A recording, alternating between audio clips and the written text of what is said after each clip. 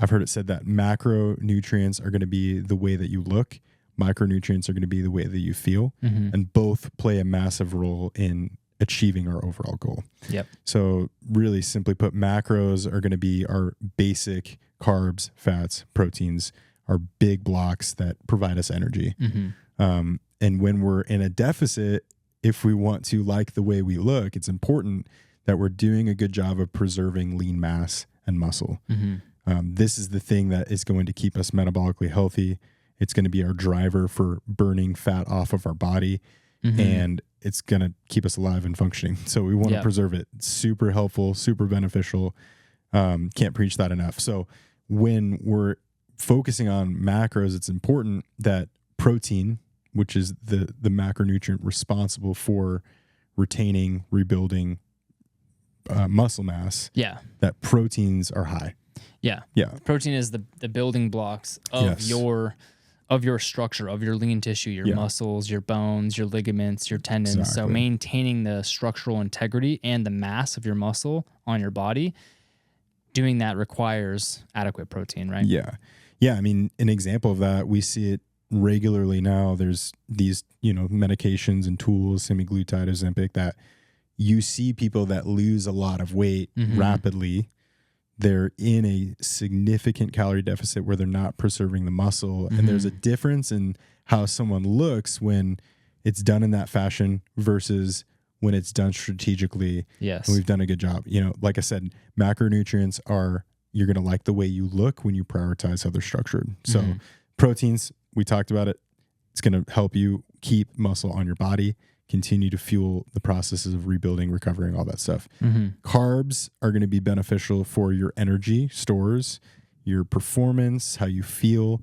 And then fats are going to help. I like keeping fats high because there's a lot of metabolic functions with that. It's also going to help your joints feel good, especially when you're in that deficit and your body's experiencing stress. For women especially, I tend to keep this pretty high because there's a lot of hormone related things that women need more fats than men typically. So you can kind of play with some of those, but the ultimate is that your proteins stay constant. And what I like to encourage is somewhere, depending on your activity level, somewhere between, this is a big range maybe, but 0.8 to 1.2 grams of protein. Yeah, that's scientifically validated. So if you're strength training more, moving more, doing more, obviously you need more protein to recover and rebuild. That's kind of where I like to live too. And it's going to help you feel satiated. You're going to feel full throughout the day.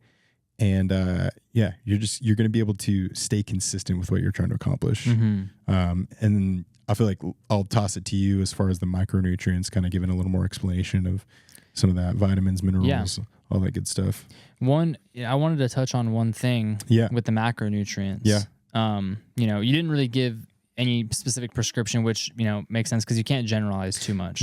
Right. But, prioritizing protein, and then, about having a balance of your carbs and fats as far as calories go is pretty average. I think a balance is important, and it's based on how you feel. I think a lot of people will tend to lean more towards higher fats. I think it's just really easy for people to get calories that way, and maybe it's easier for people to get protein that way because you're eating a higher fat protein. It's maybe going to taste better. You're going to get more of it. I think that's totally fine, and I think it's go with what works for you. What can you be consistent with? So if that means you're a little bit higher fat, that's okay. Yeah. And for a lot of people, you could talk all day long about things like insulin resistance and all this stuff. I think a lot of people maybe this is a generalization, but too much carbohydrates at times. Well, I mean, we know insulin resistance is an issue, is a really prevalent issue. Exactly.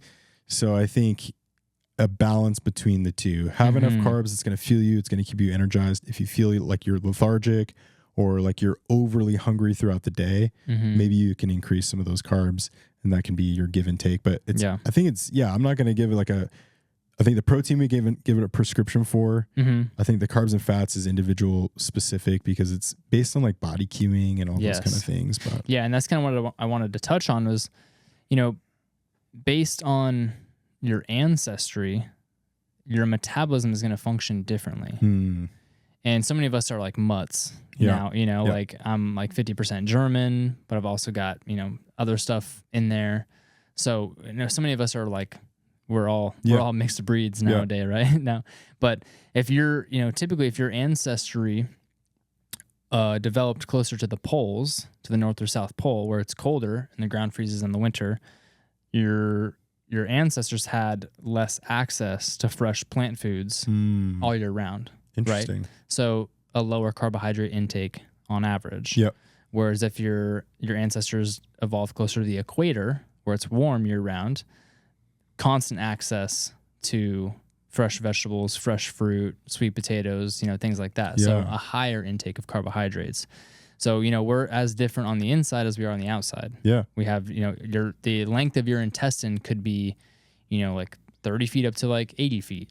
And that the length of that is going to have an influence on how well you can like pull nutrients from carbohydrates or how well you digest protein. Yeah.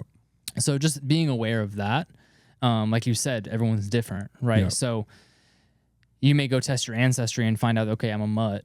So now what do? Well, you experiment, right? So you could experiment with, okay, we want to kind of prioritize protein.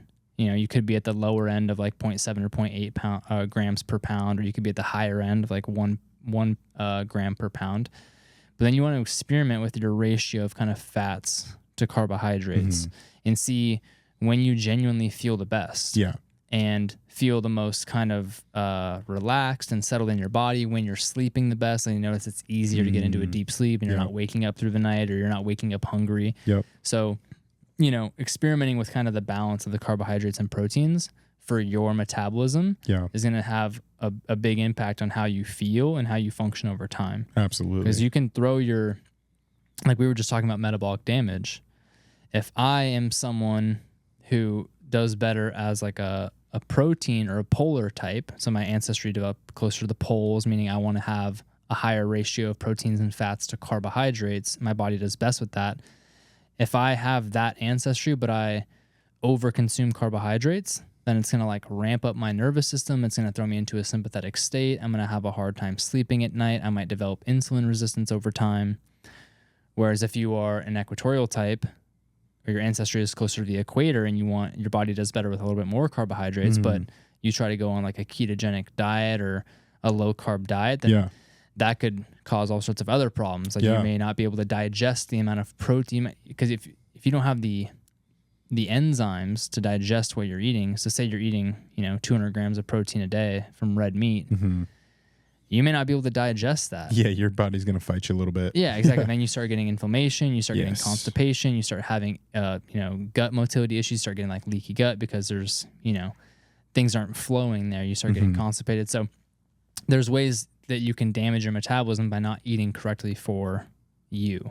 So just to elaborate a little bit like what you said, like your diet should work for you, not against you. Exactly. Yeah. So and you have to, like you said, experiment. Like that's going to take a couple weeks, maybe a little bit longer to truly notice those symptoms. Like it's not something you could do like in a day and be like, oh, that didn't work. Because I think that's what we do is like we flip flop like so quickly, because it's like, so-and-so had this great experiment with keto. They lost 30 pounds. I'm going to try that. And we don't give it the like conscious effort to actually give it a real experimental phase.